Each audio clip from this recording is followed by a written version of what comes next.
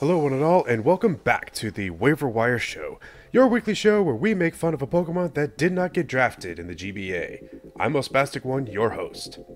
Now before we go any further, I want to apologize for an error I made in the last video, where I made an incorrect statement about GBA and its Mega Evolution policy. It has since changed, but I was under the effects of a lot of medication. So I apologize, and to make sure that I don't make any further mistakes like that, I've hired on a guest consultant.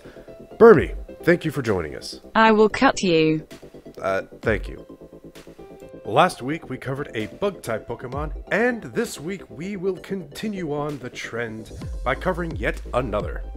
Our topic of analysis this week is none other than the spider Pokemon, Ariados. Care to try again, you dumb Galvantula, it's Galvantula. We're talking about Galvantula. I'm sorry, we're talking about Galvantula. That's what I thought. First order of business, let's look at some stats. It has an HP stat of 70, an attack stat of 77, defense of 60, special attack of 97, special defense of 60, and of course the slow speed of... Wait, we're not covering a slow Pokemon? It's a miracle. We are covering our first triple-digit speed Pokemon in Season 8 of the Waiver Wire! So why did nobody draft this thing? Well, let's dissect this little arachnid and see if we can find out. This fuzzy lumpkin has a unique typing, what used to be a unique typing, of Bug and Electric. Offensively, it can handle Water, Flying, Dark, Psychic, and Grass.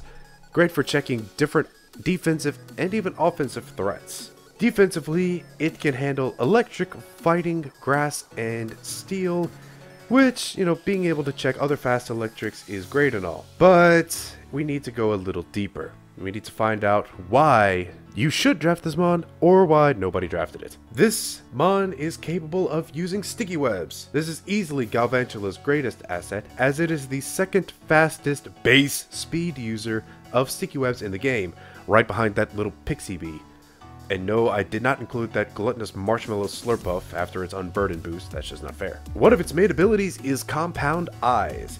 This allows Galvantula to use the more powerful Thunder move over Thunderbolt without having to worry about the lower accuracy as much, while also mitigating accuracy and evasion changes. While this doesn't necessarily apply in the GBA, it's still useful. And its Dual Stab allows Galvantula to check a lot of defensive threats while providing great neutral coverage, as Bug is resisted by a lot of different types that otherwise get hit neutrally by Electric. Bug also covers the types that resist Electric, including ground types that are otherwise immune. Now this is great, Galvantula can do some good offensive work, but it's clearly offset by some of these very outstanding cons. One of the biggest ones right off the bat is we see that Galvantula is very frail. Its 70, 60, 60 defenses are very thin, and it will likely get OHKO'd by even a decent neutral hit without Focus Sash. And you'd better hope rocks aren't up, as Galvi takes 25% per switch in and renders Sash next to useless. It has a shallow coverage move pool. As it seems to be a common problem with Pokemon that aren't of the normal typing, Galvantula has very little in the way of special coverage. Much of its move pool diversity comes from physical moves, which isn't necessarily ideal given its stat distribution, but it's not impossible. The only coverage move it gets outside of Hidden Power is Grass. It has access to Absorb and Giga Drain and Energy Ball, which, while not terrible, is basically it. But the biggest glaring flaw in Galvantula is that it's simply outclassed. It's outclassed by a fast electric type by just about everything, being reliant on slow matchups or agility to outspeed much of the competition. It's outclassed as a special bug type attacker by Volcarona, Vikavolt, and Yanmega, as these mons either have a better setup of their own, or just simply hit harder out the gate. Its use as a sticky webber can even be filled better, as Galvantula relies heavily on Focus Sash to get them up reliably. You have to send it out first turn in order to make sure that you get it up with Focus Sash, otherwise you will get killed very quickly. Other Pokemon like Shuckle or Araquanid can soak the hits better to ensure the webs get up, and can survive and switch out to ensure that they get up another day. But Galvantula is not a completely bad Pokemon. In fact, if you were to draft it, here are some theoretical sets you could potentially use for it. So here we have our Galvantula sets. We start off with a very traditional Smogon set. This is a very fast special attacker, Thunder, Bug Buzz, Giga Drain, and Sticky Web. Webs because, you know, you want to outspeed things. Thunder because compound eyes, you want to hit things as hard as possible. Bug Buzz for the same reason. Giga Drain over Energy Ball to give you a little bit of longevity, especially to deal with that Life Orb recoil. We're running Timid Nature, 252 EVs in special attack and speed to hit things as hard and as fast as possible. Our next set is a Focus Sash Sticky Web set. Now, this is ideally, you'll set it out first turn, you set up your Sticky Web, you go down to your Sash, and then, if you want, you can set up a light screen, which Galvantula actually has. You can fire off a discharge to get some damage and hopefully get that paralysis, or you can run Toxic, because you're probably going to go down next turn anyhow, so you might as well make it worthwhile. Running 248 EVs in HP, 252 in speed, with the Timid Nature again, and 8 EVs in special attack just to see, hey, maybe you can deal some damage before you die. But this next set is a little fun. This is not supposed to be a Rocky Helmet. That is a spoiler for the next one. That's a Life Orb. So you run Life Orb with Compound Eyes because you got nothing better to do. Actually, yeah, Unnerve. Let's have some fun with Unnerve.